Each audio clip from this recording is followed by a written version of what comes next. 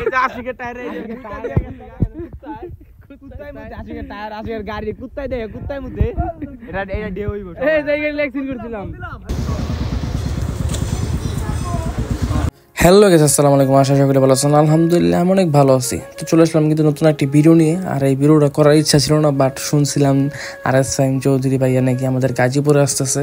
তো ভাবলাম যে তার ব্লগটা তো অবশ্যই করব। তার আগে ছোট্ট একটা ব্লগ করে নেই, যাতে সবাইকে জানাতে পারি, বোঝাতে পারি যে এই ব্লগের পরেই, ছোট একটা ব্লগের পরেই আমার ব্লগ নাম্বার মেবি 68 বা 67 ভুলে গেছি, এই ব্লগটা আসবে। তো আজকে আমরা এখন যেতেছি বিকালবেলা একটু ঘুরতে। আমরা প্রতিবারই বিকালে ঘুরতে বের হই, আমি আর আশিক বা অন্য কেউ সাথে বের হই। বাট আজকে আমি আর আশিক আছি। আর এখন আছি আমরা বিশ্ব রোড। এই বিশ্ব রোড কিন্তু প্রায় কমপ্লিট হয়ে গেছে, আর কি কয়েকটা বছর সময় লাগবে। আর এটা হলো আমাদের জাজরের টানেল, সুটারো টানেল। এই টানেল দিয়ে আমরা পারাপার করবো একটু কয়দিন পরেই। এখন প্যাক কাদা, বাট কয়দিন পরে শুকিয়ে গেলে আমরা টানেল দিয়ে পারাপার করব। এখন আছি আমরা জয়দেবপুর। আর জয়দেবপুর রাজবাড়ির মাঠেই আসবে আরএস ফাহিম চৌধুরী ভাই। কোথায় আসবে এটা আপনাদেরকে একটু পরে দেখাতেছি। তার আগে এখন আমরা আসছি মাহিনের বাসার সামনে। আশিক নাকি মাহিনের সাথে দেখা করবে, মানে জয়দেবপুর আসছি, আর মাহিনের সাথে দেখা না করলে তো চলে না। বাট আইসা দেখি যে মাহিন নাই, মাহিন নেই অফিসে। তো এই যে দেখতে পাচ্ছেন যে রাজবাড়ির মাঠ, বিশাল বড় মাঠ, এই মাঠেই আসবে 19 তারিখে আরএস ফাহিম চৌধুরী ভাইয়া বিকাল 3টায়। ইনশাল্লাহ অস্থির একটা ব্লগ করার চেষ্টা করব। তাড়াতাড়ি আসতে হবে, কারণ অনেক প্লাবান আসবে, পুরা সিস্টেম হ্যাং করে দিব। তাই তাড়াতাড়ি, যত তাড়াতাড়ি সম্ভব আইসা আগে ভাগে ভাইয়ার সাথে ছবি তুলবো, দেখা করব। জানি না পারবো কিনা, তাও চেষ্টা করব আর আপনাদেরকে দেখানোর চেষ্টা করব।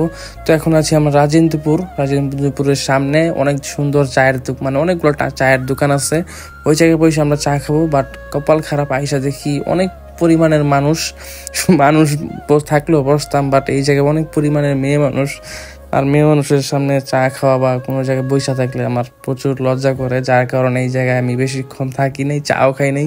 আশিকরে বলছিলাম যে চলো সামনে যায়, একটা টং আছে, ওই টঙে সুন্দর মানে অনেক মজার রং চা পাওয়া যায়, তো ওই রং চা ট্রাই করি। তো আশিকরে নিয়ে আমি চলে আসা বললাম এই যে রং চা। আর এই জায়গার রং চা অস্থির লাগে, অন্যান্য জায়গার থেকে আমার এই জায়গার রং চা অনেক ভাল লাগে। কি লেবুর পাতা কুচি কুচি করে কাইটা তারপরে একটা রং চা বানায় দেয়। এই যে লেবুর পাতা কুচি কুচি করে কাটতেছে রং চা। দুধ চা পাওয়া যায় না, রং চাই পাওয়া যায়। ঠান্ডার মধ্যে বিকালবেলা রং চা খাওয়ার মানে মজাই আলাদা, সবাই জানেন, সবাই চা লাভার।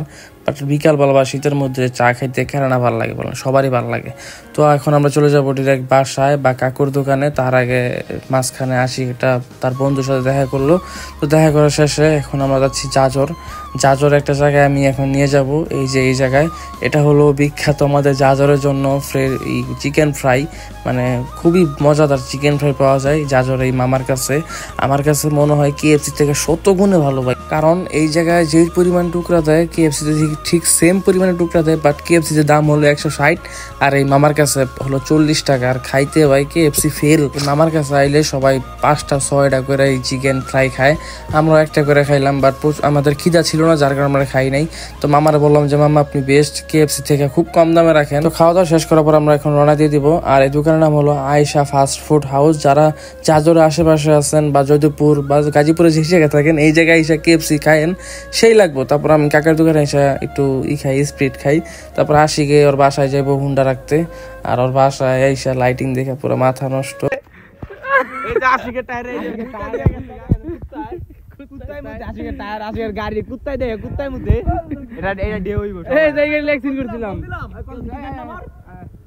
তো এরপর আমি বাসায় চলে এসে পড়ি। আর আজকে ভিডিওটা এই পর্যন্ত। দেখা হচ্ছে ধামাকাদার ব্লগে আরএস ফাহিম চৌধুরী ভাইয়ের সাথে দেখা হচ্ছে ইনশাল্লাহ। তো সবাই ভালো থাকবেন, সুস্থ থাকবেন। আসসালামু আলাইকুম রহমতুল্লাহ।